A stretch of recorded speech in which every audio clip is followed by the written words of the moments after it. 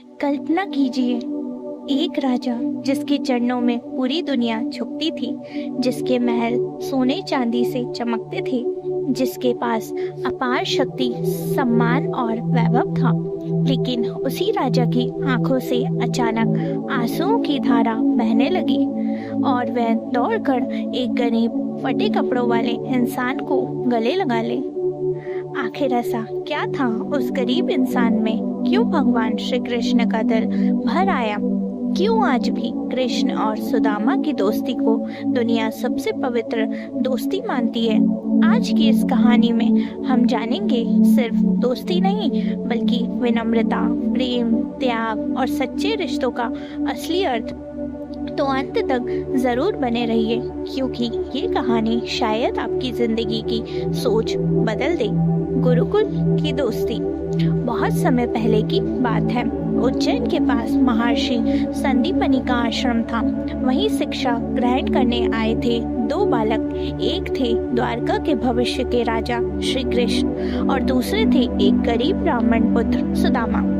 दोनों की परिस्थिति अलग थी, लेकिन दिल एक जैसे थे। गुरुकुल में न कोई राजा था, न कोई गरीब, सब समान थे।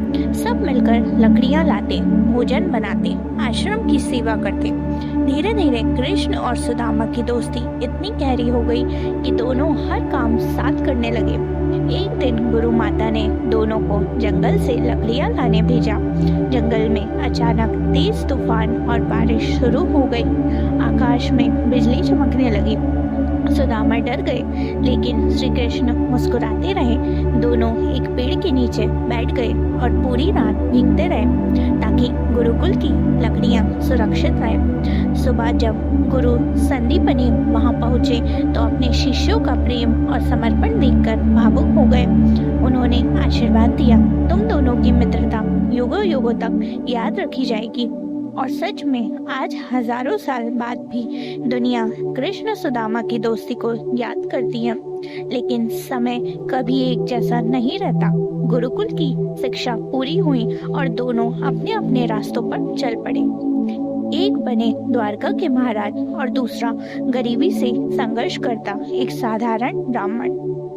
सुदामा की गरीबी और संघर्ष। समय बीतता गया। सुदामा का विवाह हो गया, उनके बच्चे भी हुए, लेकिन गरीबी उनका पीछा नहीं छोड़ रही थी। घर में खाने के लिए अन्न नहीं था, बच्चे भूख से रोते थे। कई बार पूरा परिवार बिना भोजन के सो जाता। सुदामा विद्वान थे, लेकिन कभी किसी से मदद मांगना नहीं चाहते थे। उनका आत्मसम्मान बहुत बड़ा था। एक दिन उनकी पत्नी ने कहा, स्वामी, आपके मित्र स्वयं द्वारकाधीश श्री कृष्ण हैं। अगर आप उनसे मिल आए तो शायद हमारी कठिनाइयां दूर हो जाए। सुदामा मुस्कुराए और बोले, मित्रता कभी स्वार्थ के लिए नहीं होती। मैं कृष्ण के पास कुछ मांगने कैसे जाऊं? लेकिन पत्नी ने विनती की, आप कुछ मांगिए मत, बस अपने मित्र से मिल आइए। सुदामा मान गए, लेकिन एक समस्या थी। वे अपने मित्र के लिए उपहार क्या ले जाए? घर में कुछ भी नहीं था। काफी खोजने के बाद पड़ोस से थोड़ा सा चिवड़ा मिला। उसे एक पुराने कपड़े में बांध दिया गया। वे कोई साधारण पोहा नहीं था, वे एक गरीब मित्र का सच्चा प्रेम था। सुदामा नंगे पांव फटे कपड़ों में लंबा रास्ता तय करते हुए द्वारका पहुंचे। द्वारका का वैभव देखकर वे चौंक गए। सोने के महल, विशाल द्वार, सैनिक, रथ। सुदामा सोचने लगे, इतने बड़े राजा को क्या मेरी याद होगी? वे महल के बाहर खड़े रहे। अंदर जाने का साहस नहीं हो रहा था, लेकिन जैसे ही श्री कृष्ण को पता चला कि उनका मित्र सुदामा आया है, कुछ ऐसा हुआ जिसने पूरी दुनिया को चौंका दिया। कृष्ण और सुदामा का मिलन। भगवान श्री कृष्ण सिंहासन छोड़कर दौड़ पड़े।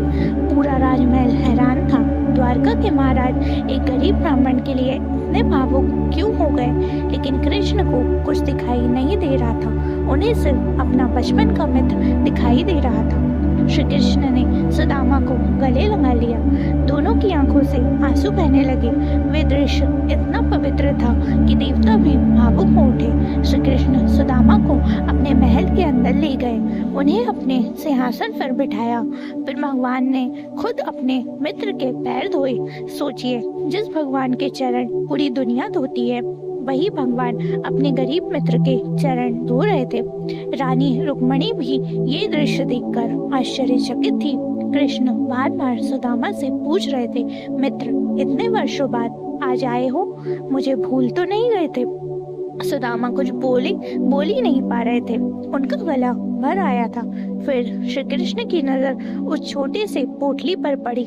उन्होंने मुस्कुराकर पूछा, मित्र, मेरे लिए क्या लाए हो? सुदामा शर्माने लगे। उन्हें लगा कि इतने बड़े राजा को ये साधारण पोहा कैसे दे, लेकिन कृष्ण ने तुरंत वे पोटली छीन ली और प्रेम से पोहा खाने लगे। भगवान बोले, मित्र, इससे स्वादिष्ट भोजन मैंने कभी नहीं खाया, क्योंकि भगवान को भोजन नहीं भावना चाहिए। कृष्ण हर निवाले के साथ सुदामा का प्रेम महसूस कर रहे थे। कहते हैं, जब श्री कृष्ण पहला निवाला खा रहे थे, तभी सुदामा की गरीबी दूर होने लगी, और जैसे ही वे दूसरा निवाला खाने लगे, रुक्मणी जी ने उनका हाथ पकड़ लिया। उन्होंने कहा, प्रभु, अगर आप एक और निवाला खा लेंगे तो आपको अपना पूरा वैभव सुदामा को देना पड़ेगा। लेकिन इस पूरी मुलाकात में सबसे खास बात क्या थी? सुदामा ने अपने मित्र से कुछ नहीं मांगा, एक शब्द भी नहीं, और श्री कृष्ण ने भी सीधे कुछ नहीं दिया, क्योंकि सच्ची मित्रता में शब्दों की जरूरत नहीं होती, दिल सब समझ लेता है। सुदामा की वापसी और चमत्कार। कुछ दिन द्वारका में बिताने के बाद सुदामा वापस लौटने लगे। रास्ते भर वे सोचते रहे, मैंने कृष्ण से कुछ नहीं मांगा और उन्होंने भी मुझे कुछ नहीं दिया। लेकिन फिर उनके मन में एक शांति थी। वे खुश थे कि उन्हें अपने मित्र का प्रेम मिल गया। जब सुदामा अपने गाँव पहुँचे तो वे हैरान रह गए। जहाँ उनकी टूटी हुई झोपड़ी थी, वहाँ अब एक भव्य महल खड़ा था। चारों तरफ सुख समृद्धि थी। उनकी पत्नी सुंदर वस्त्रों में बाहर आई, लेकिन उनके चेहरे पर वही विनम्रता थी। सुदामा समझ गई कि ये सब उनके मित्र श्री कृष्ण की कृपा है। उनकी आंखों से आंसू बहने लगे। उन्होंने आसमान की तरफ देखकर कहा, हे कृष्ण, आपने बिना मांगे सब कुछ दे दिया, लेकिन भगवान ने सिर्फ धन नहीं दिया था, उन्होंने सम्मान दिया, प्रेम दिया और ये सिखाया कि सच्चा रिश्ता कभी नहीं बदलता। दोस्तों, कृष्ण और सुदामा की कहानी सिर्फ दो मित्रों की कहानी नहीं है। ये कहानी हमें जिंदगी के कई बड़े सत्य सिखाती है। पहली सीख, सच्ची दोस्ती कभी अमीरी गरीबी नहीं देखती। दूसरी सीख, भगवान को दिखावा नहीं चाहिए, उन्हें सच्चा प्रेम चाहिए। तीसरी सीख, जो इंसान कठिन समय में भी अपने संस्कार और विनम्रता नहीं छोड़ता, भगवान उसका साथ जरूर देते हैं। और सबसे बड़ी सीख, कभी किसी रिश्ते को पैसे से मत तोलिए, क्योंकि दुनिया की सबसे अनमोल चीज प्रेम और अपनापन है। आज की दुनिया में लोग रिश्ते मतलब से बनाते हैं, लेकिन कृष्ण और सुदामा हमें याद दिलाते हैं कि सच्चे रिश्ते दिल से बनते हैं। अगर आपके जीवन में भी कोई सच्चा मित्र है तो उसकी कद्र कीजिए, और अगर आपको लगता है कि भगवान आपकी प्रार्थना नहीं सुन रहे, तो याद रखिए, भगवान सही समय पर बिना मांगे भी सब कुछ दे सकते हैं। अगर इस कहानी ने आपके दिल को छुआ हो तो वीडियो को लाइक जरूर करें और कमेंट में लिखें, जय श्री कृष्ण। ऐसी ही भक्ति और प्रेरणा से भरी कहानियों के लिए हमारे चैनल भक्ति टेल्स को सब्सक्राइब करना मत भूलिए। मिलते हैं अगली दिव्य कहानी में। राधे राधे।